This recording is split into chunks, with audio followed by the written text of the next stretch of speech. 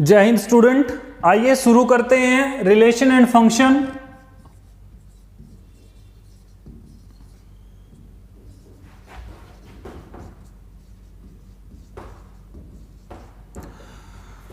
Students, last video में मैं बता चुका हूं what is relation and their basic needs. आज हम स्टार्ट करने वाले हैं टाइप ऑफ रिलेशन, जो कि हमारा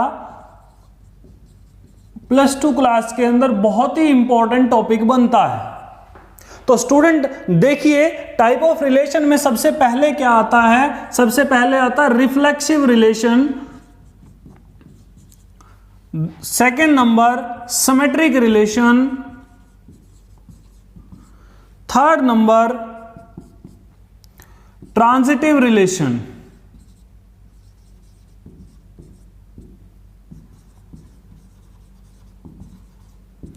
तो स्टूडेंट्स, इसको हम कैसे निकालते हैं, कैसे इसको सॉल्व करते हैं, उसके लिए हमारे पास कंपलसरी कंडीशंस हैं दो। वो कौन कौन सी हैं? First one, relation should be given.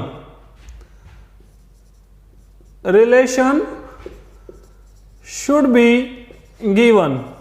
Students, जिस भी रिलेशन को हमें चेक करना है या हमें बताना है कि ये रिफ्लेक्सिव रिलेशन है कि नहीं, ये सिमेट्रिक रिलेशन है कि नहीं, ट्रांजिटिव रिलेशन है कि नहीं, वो रिलेशन हमें दी होनी चाहिए। दूसरा, हमें इसके लिए एक पर्टिकुलर सेट दिया होना चाहिए, given set, in which we have to check that the particular relation is reflexive, symmetric और transitive। देखिए, मैं आपको एक एग्जाम्पल के साथ समझाऊंगा इस साइड, और यहां पर आपको कंपलसरी कंडीशन बताऊंगा जिससे कि आप एक दोनों को कंपेयर कर सको।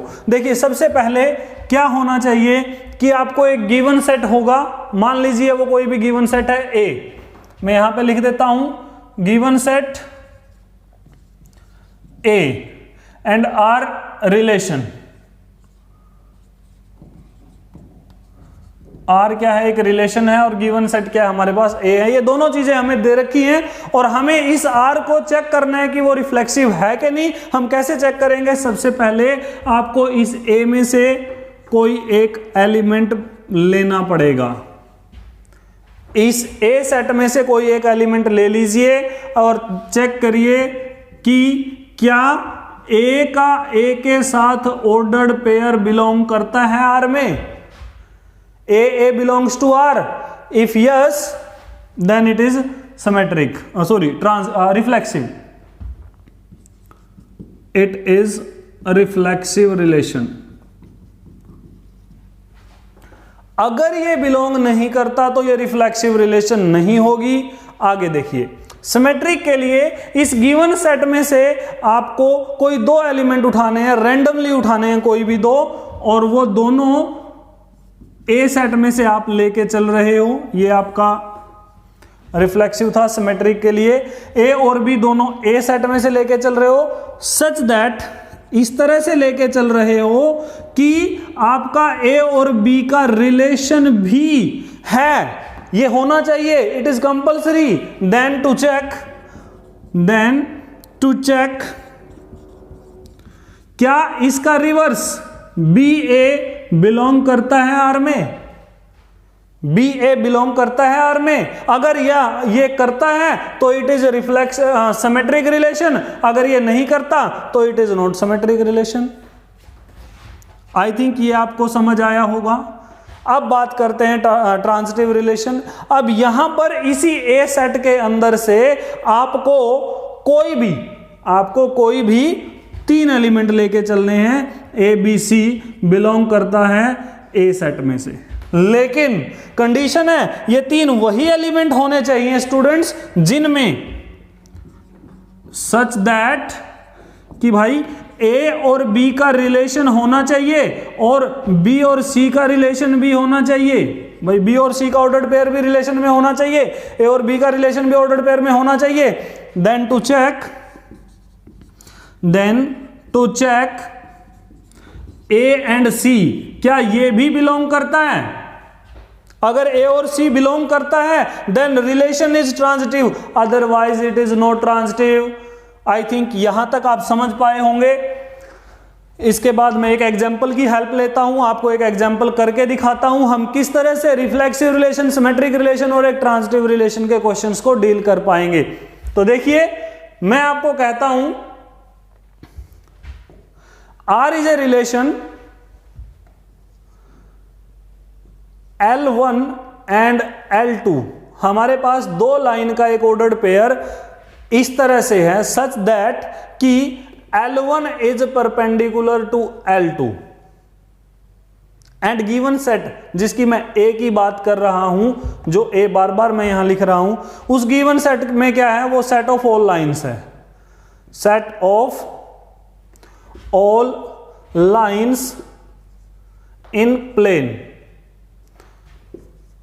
प्लेन में मतलब जो भी फ्लैट एरिया है, जो भी हमारे सराउंडिंग एरिया, उस सारे एरिया के अंदर जितनी भी लाइनें बन सकती हैं बच्चों, वो सारी लाइनें इस ए सेट के अंदर हैं। तो हमें इस रिलेशन को चेक करना है कि क्या ये रिफ्लेक्सिव है, क्या ये रिलेशन सिमेट्रिक है और क्या ये रिलेशन ट्रांजिटिव है। तो देखते हैं, सबसे पहले हम लिखेंगे फॉर रिफ्लेक्सिव रिलेशन। रिफ्लेक्सिव के लिए मैंने बताया था सबसे पहले बेटा कोई ए एलिमेंट आपको उठाना है, किसमें से, ए में से।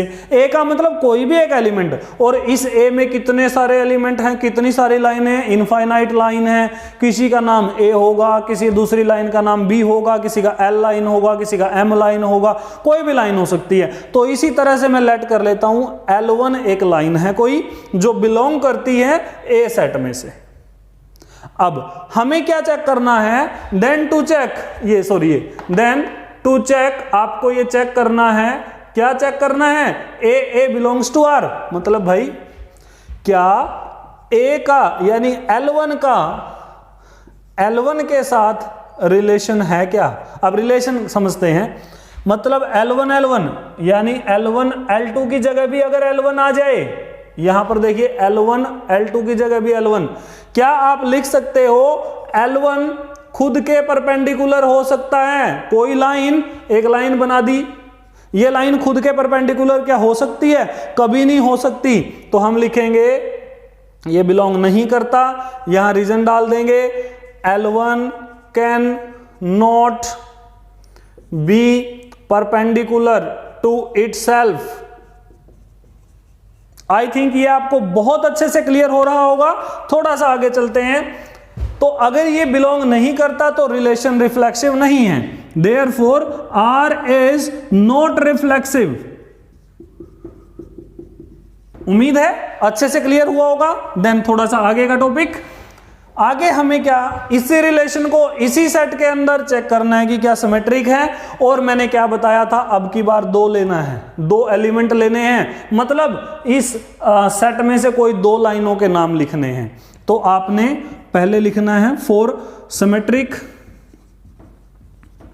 सिमेट्रिक प्रॉपर्टी क्या है कि कोई दो नाम लिख दिए, एक L1 और एक L2 बिलोंग करते हैं इस ए सेट में से। लेकिन यहां एक वर्ड है, देखिए कंडीशन में क्या, सच दैट, भाई आप भी लिख लो, सच दैट कि भाई पहले वाला रिलेशन होना चाहिए, ए और बी का रिलेशन होना चाहिए, मतलब L1 और L2 का रिलेशन होना चाहिए।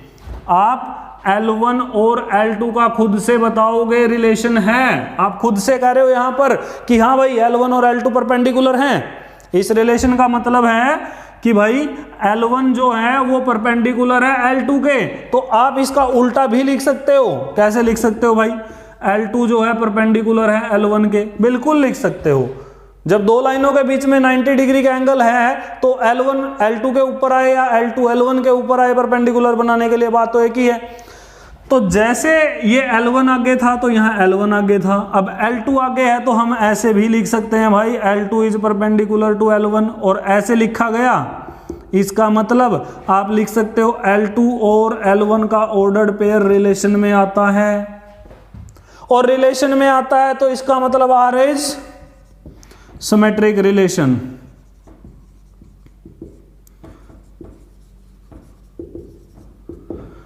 उम्मीद करता हूं बहुत अच्छे से क्लियर हुआ होगा। आगे का टॉपिक ट्रांजिटिव रिलेशन। देखिए कितने मजे की बात है कि यहां पर अब हमें 3 रिलेशंस लेनी है। कौन कौन सी 3 रिलेशन के लिए कोई 3 लाइंस लेनी है इस कंप्लीट सेट में से। कोई 3 लाइंस उठा लो, नाम अपने आप से लिख दो यहां पे लिख के। फॉर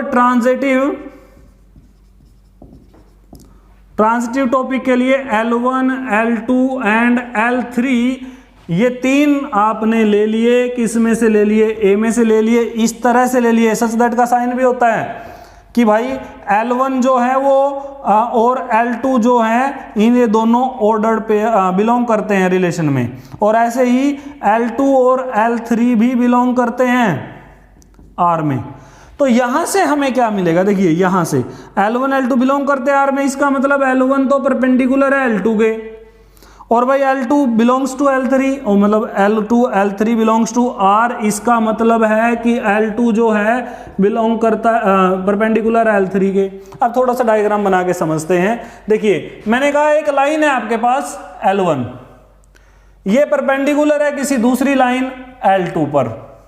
फिर मैंने कहा L2 के ऊपर कोई लाइन परपेंडिकुलर है L3 पर, मतलब इसके ऊपर 90 डिग्री का, तो इस तरह से बनेगा यहां परपेंडिकुलर। तो भाई क्या कभी ये L1 और L3 परपेंडिकुलर हो सकते हैं? मतलब ही नहीं बनता, ये दोनों तो पैरेलल बनेंगे। तो भाई ये फर्स्ट इक्वेशन, ये सेकंड इक्वेशन लास्ट में लिख दो। By first and second L1 is parallel to L3, और ये पैरेलल नहीं, हमें तो रिलेशन में परपेंडिकुलर चाहिए बच्चों। तो इसीलिए हम कह देंगे कि L1 और L3 का जो ऑर्डर्ड पेयर है वो बिलोंग नहीं करता R में, और R ट्रांजिटिव नहीं है। उम्मीद करता हूं अच्छे से समझ आया होगा। मिलते हैं नेक्स्ट वीडियो में, एक्सरसाइज सॉल्व करेंगे। तब तक के लिए जय हिंद स्टूडेंट्स।